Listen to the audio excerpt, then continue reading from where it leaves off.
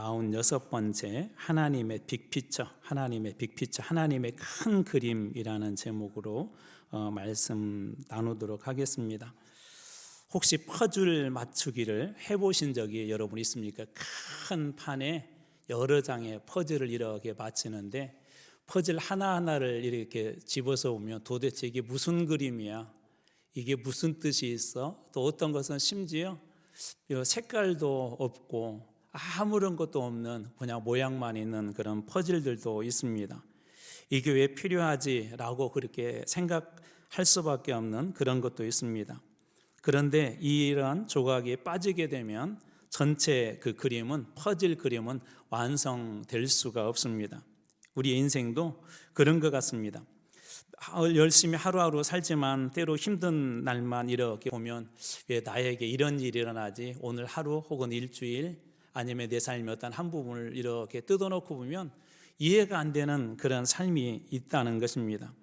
요셉의 삶도 그랬었죠. 형들에게 의해서 구덩이에 던져졌고 또 애굽의 노예로 팔려갔고 또 그런 순간들, 나중에는 또 이 감옥에 들어가 있고 그런 순간들만 이렇게 모아놓고 보면은 참 왜 요셉의 삶이 이렇게 고달프지라는 그런 생각이 듭니다. 모세도 도망자가 되어서 광야에 있어야 했었죠. 이런 모양의 퍼즐만 보면 그들 역시 요셉이든지 모세는 실패자 자체입니다. 하지만 하나님의 큰 그림으로 보면 그 고난이 이스라엘을 살리고 또 하나님께서 모세를 살리는 퍼즐 조각이 한 조각이었음을 우리는 알게 됩니다. 오래전에 제가 알고 있었던 한 집사님이 갑작스럽게 이렇게 교통사고로 병원에 실려갔어요. 여러 가지 바쁜 상황들이 있고 중요한 상황들이 있는데 그런데 놀랍게도 그 병원에서 이렇게 사고 난 후에 이런저런 검사를 하던 중에 혈관에 큰 문제가 있음을 발견했습니다. 우리는 사고가 났을 때 퍼즐만 가지고는 왜 갑작스럽게 나에게 이런 일이 다가오지라고 하자면 큰 그림으로 보게 되면 그것은 하나님께서 살리기 위한 하나의 작은 우리 인생의 퍼즐이라는 걸 알 수가 있습니다. 신앙도 그래서 작은 그림, 조각 하나하나로 봐서는 안 되고 큰 그림으로 이렇게 봐야 합니다. 오늘 본문은 이 로마서 안에서도 어떤 큰 그림이라는 관점에서 말씀을 봐야 좀 이해가 되는 그 말씀입니다. 로마서의 전체 큰 그림을 보면 이해가 되네. 로마서는 크게 두 가지 구조가 있다고 그랬죠. 1장에서 11장까지는 이 교리 부분, 쉽게 얘기하면 이론에 관한 거라면 12장부터 마지막 16장까지는 실천편입니다. 그냥 교회 안에 단순히 복음이라는 것이 이론이 아니라는 것이죠. 이론에서 실전으로 확장되어져야 된다는 것이고 또 이 12장부터 그 내용을 가만히 보면 앞에는 너희 몸을 하나님 기뻐하시는 산제사로 드려라 하면서 어떤 한 개인의 초점이 맞춰졌다면 이제 13장, 14장으로 이어지면서 교회 안에 연합을 강조하죠. 이방인들과 유대인들 사이에 특별히 음식 문제 때문에 갈등이 있었다면 교회 연합을 강조해요. 그러니까 복음을 들은 사람들이 교회를 이루고 그 사람들이 교회를 이루었을 때 중요한 것 중에 교회 하나의 연합인데 이 연합을 한 이후에 이제 실제적으로 오늘 본문의 말씀은 이제 이 로마서의 하이라이트 같은 말씀이에요. 왜냐하면 이 말씀이 끝나고 나면 이 로마 방문에 대한 계획과 바울의 인사로 이 로마서가 마무리되거든요. 그러니까 로마서에서 하고 싶었던 얘기의 마지막 결론과 같은 이야기가 오늘 그 본문의 그 말씀입니다. 이 말씀은 어떻게 이어지냐면 12장부터 그 실천편이라고 그랬잖아요. 우리가 믿음으로 구원받은 사람들은 하나님 앞에 우리 몸을 들여서 하나님 앞에 드려야 된다. 이거 영적 예배다라는 말씀이 있었고 그리고 그런 사람들이 모인 그 교회들이 잘 연합을 해야 된다는 이야기가 있었고 잘 세워진 교회가 그 다음에 무엇을 해야 될까? 교회의 최종적인 그 부분이 무엇일까가 오늘 본문의 그 이야기입니다. 이처럼 로마서도 전체 그림 안에서 본문을 우리가 살펴보게 될 때 오늘 본문의 의미들을 알 수가 있는데요. 자, 그렇다면 오늘 본문이 주는 의미는 어떤 것이 있을까요? 첫 번째로 성숙한 교회를 넘어 복음을 흘려보내는 교회로 쓰임 받으라는 것입니다. 성숙한 교회를 넘어 복음을 흘려보내는 교회로. 오늘 말씀의 14절입니다. 내 형제들아 너희가 스스로 선함이 가득하고 모든 지식이 차서 능히 서로 권하는 자임을 나도 확신하노라. 내 형제들아는 누구를 가리킬까요? 내 형제들아는 로마의 교회를 이야기합니다. 지금 로마서잖아요. 사도 바울이 로마의 교회에 쓴 편지라는 걸 여러분들이 염두해 두셔야 돼요. 그러니까 내 형제들아, 로마의 그 교인들한테 얘기하는 겁니다. 너희가 로마 교회 교인들이 스스로 선함이 가득하고, 그들의 지금 바울의 칭찬이 뭐죠? 선함이 가득하고, 두 번째로 모든 지식이 차서 하나님에 대해서 그들이 잘 훈련받았고, 능히 서로 권하는 자이면 서로 잘 세워주는, 이렇게 권하는, 여기 권한다는 게 사랑의 마음으로 상대를 세워준다는 그런 의미가 있거든요. 그러니까 성도들이 서로를 잘 세워주는 성숙한 교회, 건강한 교회라는 것을 사도 바울이 뭐라고, 나는 확신한다. 여러분들의 교회가 나는 성숙한 교회라는 것을 나는 압니다. 나는 믿습니다. 나는 확신합니다라는 그런 고백이에요. 사도 바울 같은 위대한 그런 목사요, 선교사가 로마의 교회를 그렇게 칭찬했다면 분명 로마의 교회는 그렇게 성숙한 그런 교회였을 것입니다. 그들의 선함은 성령의 열매로 나타나는 도덕적인 순결함이었었고, 복음에 대한 깊은 지식으로 가득 차 있는 그런 교회, 바울이 볼 때도 정말 아름답고 믿음직한 교회가 바로 이 로마에 있는 교회였던 것이죠. 오늘날 기준으로 보면 부흥하고 균형이 잡힌 건강한 교회, 평안한 교회가 바로 이런 로마의 교회였어요. 저는 여기 계신 여러분들이 섬기는 우리 교회가 하나님께서 보실 때 그렇게 성숙하고 건강한 교회로 칭찬받는 그런 교회가 되길 주님의 이름으로 축원합니다. 그게 로마의 교회였대요. 그런데 바울은 너희들이 성숙하니 참 잘했다, 거기에 멈추지 않고 이 편지를 써보낸 가장 중요한 이유를 이 15절에서 이어서 이렇게 이야기합니다. 그러나 내가 너희로 다시 생각나게 하려고 하나님께서 내게 주신 은혜로 말미암아 더욱 담대히 대략 너희에게 썼노니. 말씀을 잘 보십시오. 그러나 내가 너희로 다시 생각나게 하려고, 다시 생각나게 하려고.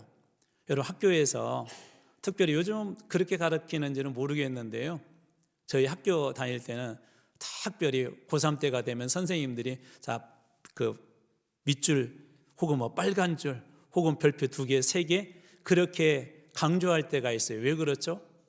그죠? 중요하다는 거죠. 중요하다는 거. 중요한 걸 선생님이 여러 번 강조를 해요. 이거 꼭 중요하다.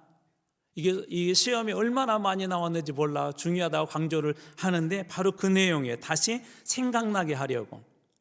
사도 바울이 너희로 다시 생각나게 하려고, 도대체 바울이 이야기한 다시 생각나게 하려고 한 것은 어떤 것일까요? 성숙한 그 교회, 너희들은 성숙한 교회다 그러면 어떤 의미가 있는 것이죠? 성숙하다는 건 교회가 나름대로 잘하고 있다는 거예요. 성도들이 잘하고 있다는 거예요. 그런데 바울은 거기에 덧붙여서 너희로 다시 생각나게 하려고. 바로 이것을 결론적으로 얘기하자면 성숙한 교회를 넘어 복음을 세상으로 흘려 보내는 교회, 성숙한 교회에 멈춰서는 안 되고 복음을 세상으로 흘려보내는 교회, 교회는 복음의 종착지가 아니라 복음의 통로로 쓰임받는 곳이 되어야 한다는 것입니다. 바울은 이 중요한 점을 지적하고 있는 것입니다. 교회의 성숙함은 어떤 면에서 보면 교회의 완성처럼 보이죠. 오늘날로 보면 부흥하고 또 성장하여서 평안한 교회가 됐다면 우리가 교회로서는 정말 잘 그 교회를 세운 것이죠. 여러분들이 있는 작은 공동체의 그 교회들이 평안하고 기도할 때마다 하나님의 은혜가 나타나고 말씀을 들을 때 성도들이 감동을 받고 그 삶의 변화가 일어나고 이런 일들이 꾸준하게 일어나고 있다면 교회로서 완성된 것 아닙니까? 근데 바울은 거기에 머물면 안 된다고 이야기합니다. 예를 들어서 우리 구약에서도 이와 같은 그림을 하나 볼 수가 있는데요, 바로 아브라함의 이야기입니다. 창세기 12장 보면 아브라함을 부른 이야기가 있죠. 창세기 12장 2절입니다. 내가 너로, 하나님께서 아브라함에게 말씀하시는 겁니다. 내가 너로 큰 민족을 이루고. 아브라함에게 뭐라고 말씀하세요? 네, 고백하는 분들에게 그 은혜가 있을 줄 믿습니다. 자, 내가 너로 어떤 민족을 이루고? 큰 민족을 이루고. 자, 지금 누가 말씀하신 거죠? 하나님이 누구에게? 아브라함에게. 그러니까 이게 얼마나 큰 축복이요. 그렇죠?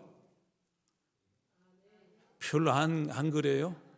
요즘 조금 이상해지셔서요. 날씨가 수상해서 그런 거예요.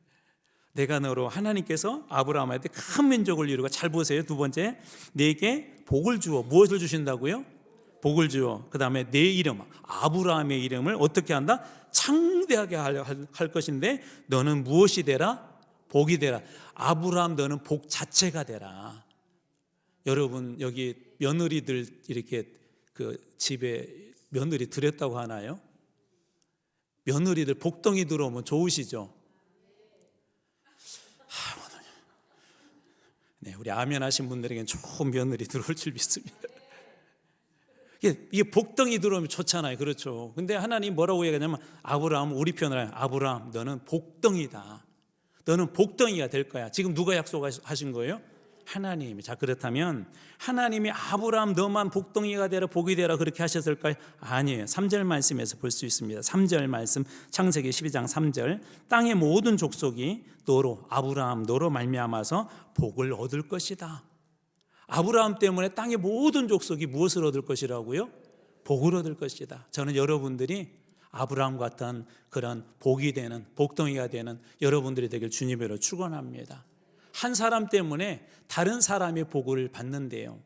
다시 말해서 아브라함이 이 복으로 채워서 자기만 잘 살아라고 하나님께서 그 복을 주신 것이 아니라 사람들에게 그 복을 나눠주는 사람, 사람들에게 복을 나누는 그런 사람이 되라고 하나님께서 그렇게 하셨다는 것이죠. 다시 말해서 하나님께서 아브라함을 부르신 이유는 그에게만 복을 주시기 위함이 아니라 그를 통해서 모든 민족에게 복을 주시기 위함이라는 그림을 이 아브라함을 통해서 보여주신 거예요.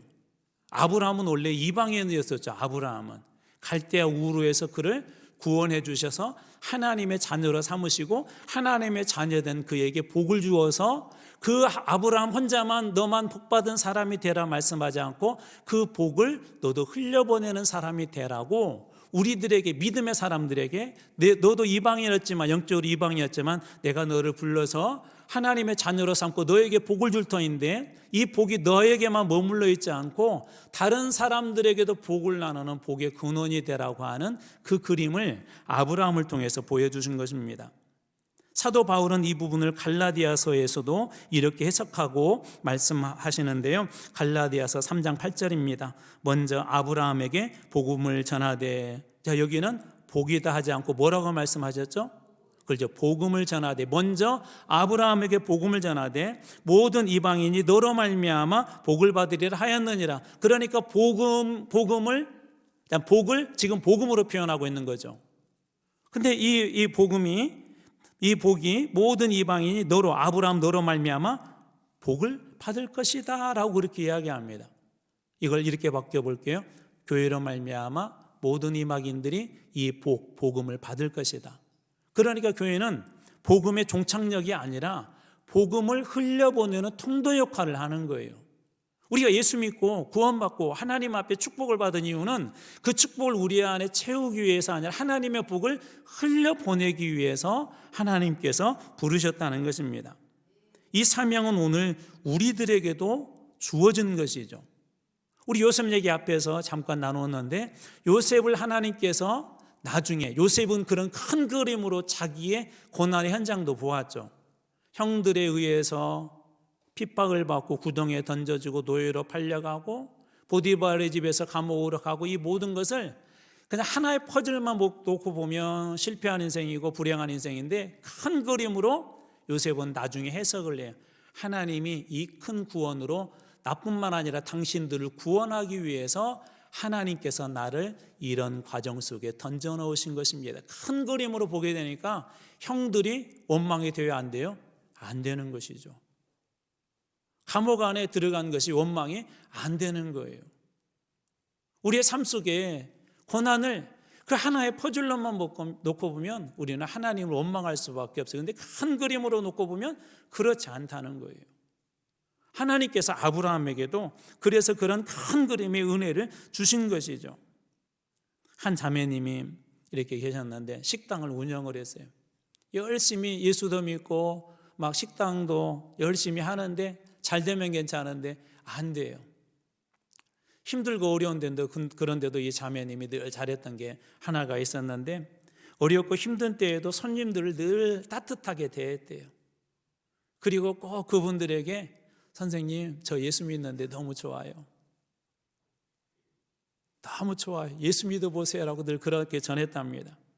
어느 날도 너무나도 손님도 없고 힘들어서 내가 이 가게를 그만두어야 되나 그랬는데, 그때 어떤 한 분이 이렇게 들어와서 식사를 마치고 나가면서 눈물을 글썽이더니 자매님 고맙습니다. 왜요? 그랬더니 자기가 여기 와서 가끔 식사를 하는데 그때마다 예수 믿으라는 그 이야기가 어느 순간에서 이렇게 귓전에서 계속 맴돌더래요. 이분도 예전에는 열심히 교회를 다녔었고, 한때는 많은 은혜를 받았었고, 한때는 교회의 직분자였고, 그러다가 교회 안에서 소위 시험에 들어서 신앙생활을 그냥 다 내려놓았던 거예요. 그런데 본인이 늘 이렇게 다녔던 식당이기 때문에 그 식당의 상황을 알거든요. 힘들고 어려운데도 이 자매가 늘 손님들을 따뜻하게 맞이해주고, 또 그 손님들에게 정말 진심을 담아서 예수와 그 복음을 전하는 그 모습을 이렇게 이분이 보면서 감동이 되었던 거예요. 성령께서 감동을 시켜주셨던 거예요. 고난이라는 것만 하나 보게 되면 왜 하나님께서 이렇게 성실한, 더군다나 복음을 전하는 그 자매에게 이런 일을 주셨을까? 근데 그분이 감동받은 게 이렇게 힘들면서도, 힘들고 어려운데도 늘 웃음을 잃지 않고 고객을 대하는 마음이 한결같고, 그러는 중에도 힘든 때에도 예수 그리스도를 전하는 그 모습을 보고 이분이 감동을 받은 것입니다. 고난이라는 한 퍼즐만 보면 우리의 인생이 슬퍼 보이기도 하고 고통스럽기도 하고, 때로는 처량하게 보이지만 큰 그림으로 보면 하나님께서 한 사람을 살리기 위해서 어쩌면 이 자매를 잠시 동안 그런 힘든 과정 속에 집어넣은 것은 아닐까요? 요셉처럼 말입니다. 성숙한 교회는 이런 모습을 갖습니다.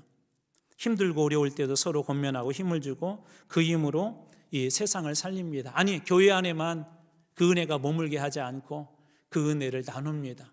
여전히 내 삶이 고통스럽고 힘들지만 누군가에게 그리스도의 사랑을 베풉니다. 이것이 성숙한 교회를 넘어서 복음을 흘려보내는 교회로 쓰임받는 것입니다. 바울이 이야기하고자 하는 게 그 요점이었어요. 두 번째로, 복음을 전하는 일은 이 사도 바울이 오늘 아주 중요한 한 가지를 저희들이 교훈하고 있는데, 복음을 전하는 일을 거룩한 예배다라고 이야기하고 있습니다. 복음을 전하는 게 예배래요. 우리 12장 1절 이야기 앞에서 이렇게 나눴었잖아요. 하나님 앞에 너희들 몸을 하나님 앞에 드려라, 이것이 너희들의 영적 예배다 그랬을 때 우리 몸을 드린다는 게 여러 가지가 의미가 있을 터인데, 마지막 최고의 결론과 같은 그런 말씀에서 그 영적 예배의 실체를 이야기하는데요. 오늘 말씀의 16절입니다. 이 은혜는 곧 나로 이방인을 위하여 그리스도 예수의 일꾼이 되어 하나님의 복음의 제사장 직분을 하게 하사 이방인을 제물로 드리는 것이 성령 안에서 거룩하게 되어 받으실 만하게 하려 하심이라. 이 은혜는, 바울은 나에게 하나님께서 은혜를 주셨다고 하는데, 그 은혜가 뭐냐면 나로 이방인을 위하여 그리스도 예수의 무엇이 되어라고 되어 있죠? 일꾼이 되어라는 표현이 있어요. 일꾼, 이 표현이 중요합니다. 하나님께서 나에게 은혜를 주셨는데 나로 이방인들에게 복음을 전하기 위해서 그리스도의 일꾼으로 삼았다. 이 일꾼이라는 말이 헬라어 원어에서는요, 예배한다는 말에서 왔습니다. 다시 바꿔서 얘기하자면, 구약적으로 얘기하자면 제사장이 하나님 앞에 예배 드릴 때 쓰는 표현이 일꾼이에요. 제사장이 하나님 앞에 제사 드릴 때, 예배자로 하나님 앞에 드릴 때 쓴 그 단어가 바로 일꾼이라는 단어입니다. 그러니까 바울은 이 복음을 전하는 일을 그냥 단순히 세상 밖으로 나가서 예수 그리스도의 복음을 전하는 의미로 보는 것이 아니라 세상 밖에서 드리는 거룩한 예배로 본 것입니다. 예배자로 본 거예요. 하나님 앞에 그런 예배자로 드렸던 것이죠. 이와 같은 내용은 히브리서 13장 16절에도 살펴볼 수가 있습니다. 오직 선을 행함과 서로 나눠주기를 잊지 말라. 하나님은 이 같은 제사를, 이 같은 예배를 어떻게 하신다고요? 기뻐하시니라. 선을 행함과 서로 나눠주는 거, 가장 큰 선이 무엇일까요? 복음을 전하는 일이죠. 하나님께서는 복음을 전하는 일, 하나님께서 바로 그 일을 기뻐하시는 예배라고 그렇게 말씀하시는 것입니다.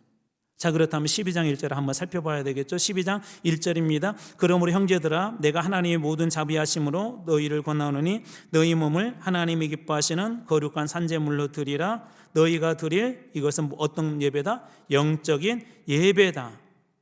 오늘 본문은 이것에 가장 적합한, 너희 몸을 하나님 앞에 드리는 그것이 영적 예배인데 가장 적합한 영적 예배가 무엇인지를 예수의 일꾼이 되어라는 그 표현에서 우리는 그 정답을 찾아볼 수가 있습니다.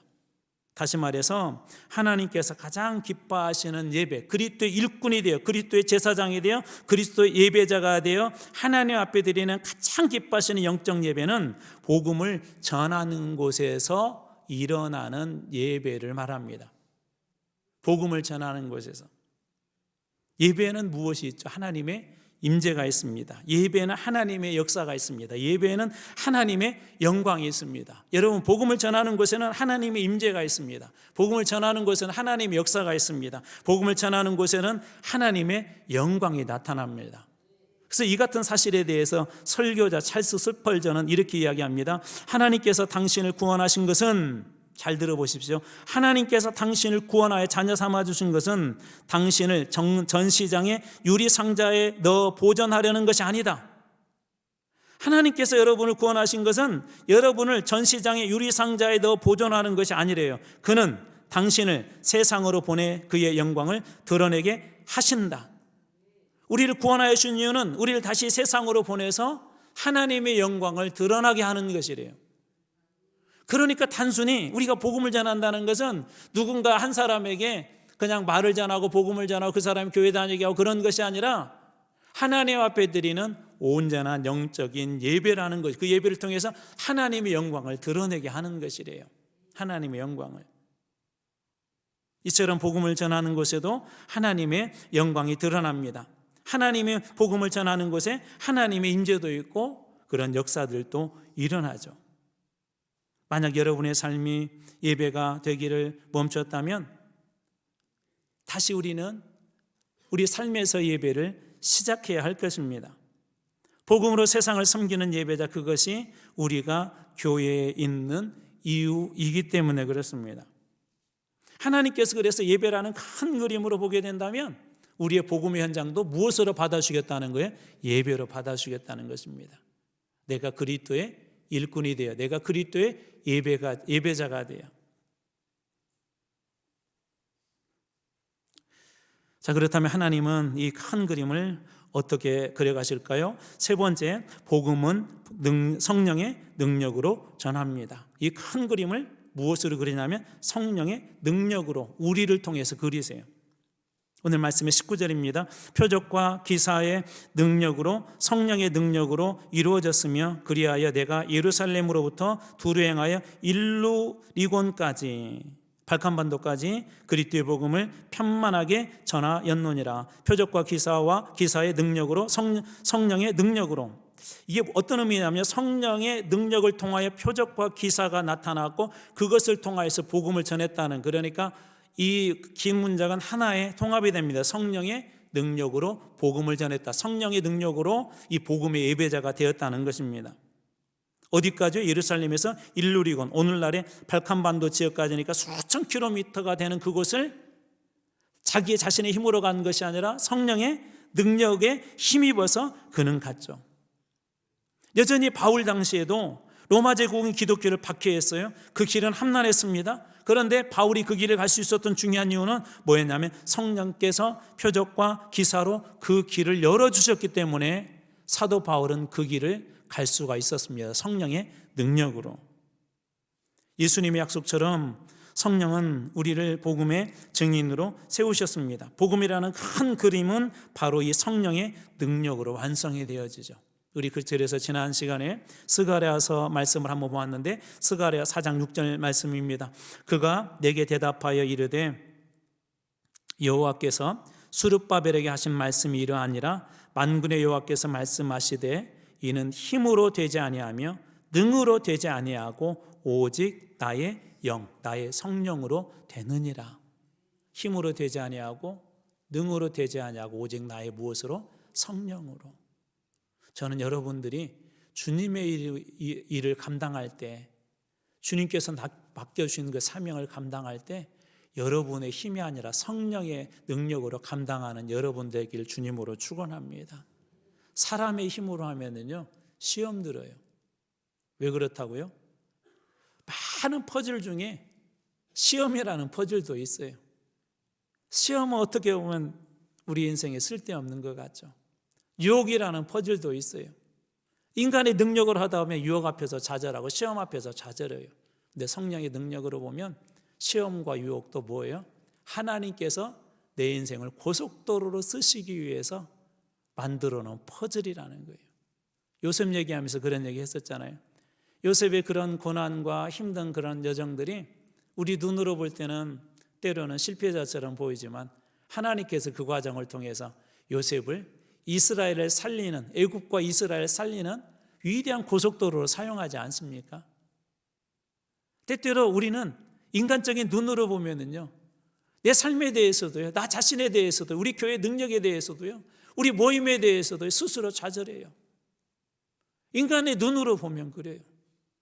여러분들에게 한번 물어볼게요. 이 중에 그런 부모 계실 것 같아요. 여러분 자녀 보면 한숨 나오는 분들 계시죠? 안 그런 척 하는데 다 알아요. 한숨 나오잖아. 아이고, 저렇게 하고 뭐가 되려고. 아니에요. 하나님이 그런 인생도 충분히 여러분이 생각하는 것보다 멋지게 위대하게 쓰실 수 있는 분이 우리 하나님이세요. 그래서 성령의 능력으로라고 얘기하는, 나의 힘으로 되지 않았고 오직 나의 영으로 되느냐, 내 능력으로 되지 않고 나의 꾸준함으로 되지 않고 나의 경책으로 되지 아니하고 나의 지식으로 되지 않지만 하나님의 영이 임하면, 성령이 임하면 그 교회는 될 줄로 믿으시기 바랍니다.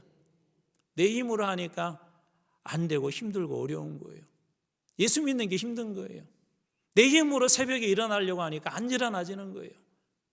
여기 그런 분들 계시죠. 갑자기 새벽 3시에 막 깨가지고 잠이 안 와가지고 주님의 음성인가 보다, 새벽 기도 가야 되겠다. 그런 분들 계시죠. 내 힘으로는 안 돼요. 근데 성령님께서 깨우시면 돼요. 성령님께서 하게 하시면 돼요. 내 입은 안 열려요. 그러나 성령님께서 내 입을 열어주시면 전도도 돼요. 그래서 필요한 게 뭐예요? 성령의 능력으로죠. 이런 부분에 대해서 미국의 복음주의자 D.L. 무디 목사님은 이렇게 말씀했습니다. 성령 없이 복음을 전하는 것은 마치 바람 없는 돛담배를 움직이려는 것과 같다. 그러나 성령이 임하면 그 배는 폭풍 속에서도 항해한다. 성령이 없이 행하는 것은 마치 바람 없는 돛담배를 움직이려는 것과 똑같대요. 돛은 있는데 배는 움직이지 않겠죠. 그러나 성령이 임하면 그 배는 폭풍 속에서도 안전하게 항해를 한대요. 성령의 바람은 그렇다는 거예요. 저는 여러분이 만나는 이웃, 직장 동료, 심지어 혹시 여러분 가족들이나 여러분 주변 사람들에게 복음을 전할 때 성령님께서 그 바람이 되어 주시기를 원합니다. 내 힘이 아니라, 내 능력이 아니라. 복음을 전하는 일이 두렵고 부담스럽게 느껴질 수 있습니다. 하지만 바울처럼, 초대교회처럼 우리도 성령의 능력을 믿고 나가야 할 것입니다. 그때 우리의 삶 속에 성령께서 복음을 전할 수 있는 능력도, 우리 입술도, 그리고 그런 마음도 주실 것입니다. 그렇기 때문에 여러분 성령 충만을 구하세요. 올해 우리 교회 표어가 뭐예요? 다 쳐다보시는 성령의 능력으로 부응하는 게, 우리 능력으로 되면요 사람 자랑이에요. 전도 많이 해놓고 내 자랑이에요. 열심히 예배드려 놓고 내 능력 자랑이에요. 성령의 능력으로 되어질 때 그때 우리는 하나님 앞에 어떠한 부흥이 와도 겸손해진다는 걸 믿으시기 바랍니다. 그래서 성령의 능력으로 해야 된다는 거예요. 그렇다면 오늘 말씀을 통해서 주시는 마지막 퍼즐은 무엇일까요? 그것은 하나님께서 주시는 마지막 퍼즐이 하나가 있는데요, 20절 말씀 보겠습니다. 또 내가 그리스도의 이름을 부르는 곳에는 복음을 전하지 않기로 힘썼노니 이는 남의 터 위에 건축하지 아니하려 함이라. 그리스도의 이름을 부르는 곳, 예수를 믿고 있는 곳, 예수를 믿는 사람들에게는 가서 복음을 전하지 않기로 힘썼노니 그냥 안 했다가 아니라 힘썼대요. 이는 남의 터 위에 건축하지 아니하려 함이라. 바울의 선교 열정은 놀랍죠. 그는 복음이 전파된 곳에 머물지 않고 그리스도의 이름이 아직 알려지지 않는 곳, 우리가 그런 종족이나 국가를 미전도 종족이라고 그렇게 부르는데요, 그런 곳으로 이 바울은 향합니다. 새로운 개척지는 쉬울까요? 어려울까요? 어려워요.